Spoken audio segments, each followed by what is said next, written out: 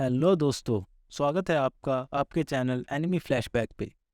आज हम demon slayer के एपिसोड 6 जिसका नाम है स्वॉर्ड्समैन अकम्पनिंग अ डीमन को हिंदी में एक्सप्लेन करेंगे।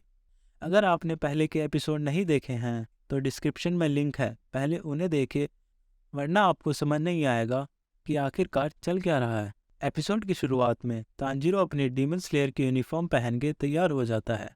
उसके बाद उरुकुडाकी तांजीरो को कहता है, तुम अब डीमन स्लेयर के सदस्य बन गए हो तो मैं तुमको कुछ बातें समझाना चाहता हूँ। पहली बात ये, जो तुमने यूनिफॉर्म पहनी हुई है एक अनोखे रेशम से बनी है जो बहुत हल्की, वाटर रेजिस्टेंट और आसानी से नहीं जलती। एक लो लेवल के डीमन का हमला इसे फाड़ नहीं सकता।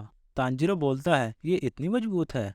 उरोकुडाकी कहता है, असरदार है ना। और साथ ही में निचिरिन तलवार जिसका रंग उसके मालिक के हिसाब से बदलता है और हर रंग की अपनी खूबी है, लेकिन काली तलवार वाले डीमन स्लेयर बहुत कम हैं, इसलिए इसके बारे में ज़्यादा नहीं पता। और आखिरी चीज़, ये बॉक्स जो तुम्हारी बहन को दिन में उठाने में काम आएगा, जो बहुत हल्की लकड़ी से बना हुआ है, जो साथ ही में बहुत ज़्यादा मजबूत भी है। तांजीरो धन्यवाद बोलता है और बॉक्स को उठा के बोलता है, ये तो सच में हल्का है, आप मजाक नहीं कर रहे थे।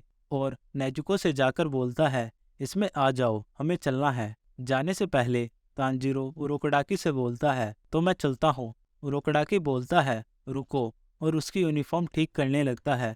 इसके बाद तांजीरो वहाँ से चला जाता है। रास्ते में तांजीरो नेजुको से पूछता है, क्या तुम ठीक हो? पर कोई जवाब नहीं मिलता। तांजीरो को फिर उरोकुडाकी की बात याद आती है, जिसमें उरोकुडाकी बताता है कि शायद नेजुको की शक्ति वापस सोने से आती है। फिर तांजीरो बोलता है, आराम करो नेजुको, और आगे चलता जाता है। तांजीरो नॉर्थ वेस्ट के टाउन में पहुंच जाता है। यह एक बहुत बड़ा टाउन होता है। टाउन में एक लड़का दुखी और जख्मी हालत में घूम रहा होता है जिसका नाम काजुमी है। तांजीरो लड़के को दुखी हालत में देखता है और टाउन के लोग काजुमी को देखकर बात कर रहे होते हैं कि ये भी साटोको के साथ था जब उसका अपहरण हुआ। ये हर रात हो रहा है। जब भी रात आती है एक और लड़की का अपहरण हो जाता है। लोगों की बात सुनकर तांजीरो काजुमी के पास जाकर बोलता है, मुझे तुमसे जानना है कल रात क्या हुआ था। काजुमी तांजीरो को वहां ले जाता है जहां साटोको गायब हुई थी। लेकिन तुम मेरी बात पर विश्वास नहीं करोगे। तांजीरो बोलता है, नहीं, मुझे तुम पर पूरा भरोसा है। और जमीन पर लेटकर डीमन की गंध सूंघने लगता है। तांजीरो को डीमन की हल्की सी गंध आती है। काजुमी पीछे खड़ा हुआ वो पल याद करता है जब लड़की का पिता उसको पीट रहा होता है, क्योंकि किसी को इस बात पर विश्वास नहीं हुआ कि साटोको अचानक गायब हो गई।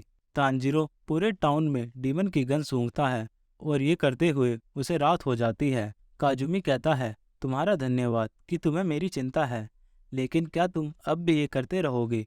देखो, काफी रात हो गई है, तुम कल दोबारा शुरू कर सकते हो। तांजीरो जवाब देता है, वो सिर्फ रात को निकलते हैं तो मैं आराम नहीं कर सकता। इसके बाद एक घर का दृश्य दिखाते हैं जहां एक माँ अपनी बेटी से कहती है, रोज किसी लड़की का अपहरण हो जाना कितना भयानक है। मैं चाहती हूँ कि तुम घर के अंदर ही रहो। और लड़की सोने के लिए अपने कमरे की तरफ जाती है, पर फर्श पे एक काली चीज उसका पीछा करती है। लड़की अपने कमरे में जाके बिस्तर पर लेट जाती है और वो काली चीज पूरे बिस्तर के नीचे फैल जाती है। उस काली चीज में से डीमन के 2 हाथ निकलते हैं जो लड़की को अंदर खींच लेते हैं। डीमन के ऐसा करते ही तांजीरो को उसकी गंध आ जाती है और वो डीमन की गंध की तरफ दौड़ पड़ता है।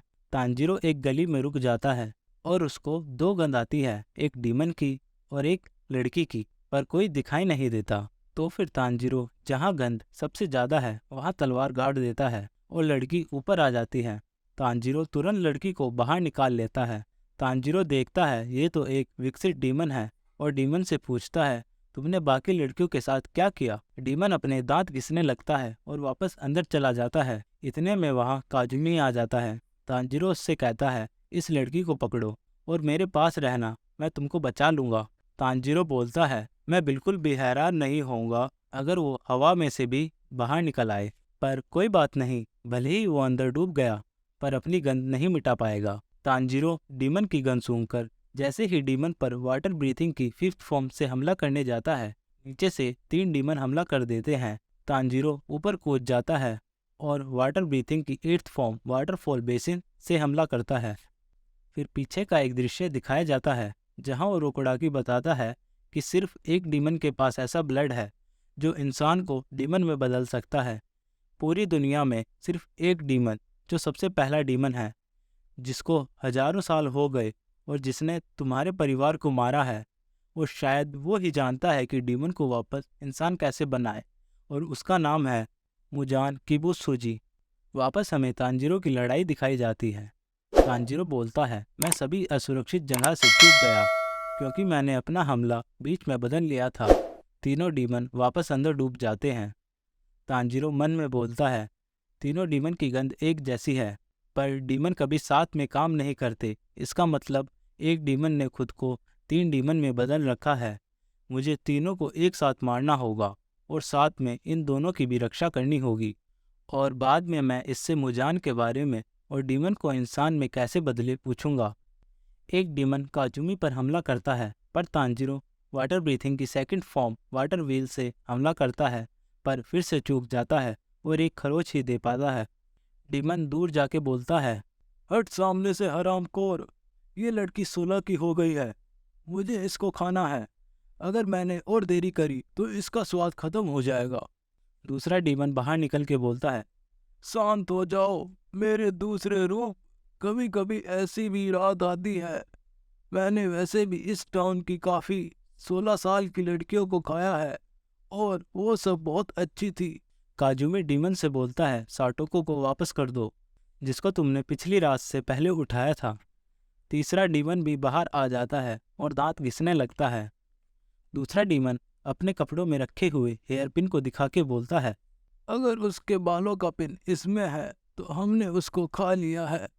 काजुमी साटोको के बालों में बांधने वाला कपड़ा उसके पास देखता है। तीनों डीमन वापस डूब जाते हैं। एक डीमन तांजीरो पर हमला करता है, पर तांजीरो उसका हाथ ही काट पाता है। इतने में दूसरा डीमन दीवार में से हमला करता है, पर तांजीरो बच जाता है।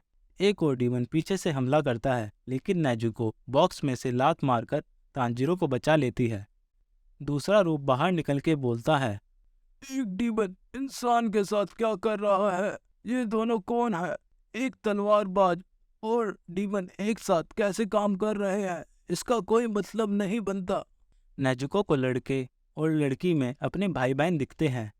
फिर दोबारा पीछे के दृश्य में दिखाते हैं, जहां ओरोकोडाकी तांजीरो को बताता है, जब नेजुको सो रही थी तो मैंने उसको सम्मोहन करके ये समझा दिया है कि सभी इंसान तुम्हारे परिवार के सदस्य हैं और तुम्हें उनकी रक्षा करनी है। डीमन तुम्हारे दुश्मन हैं।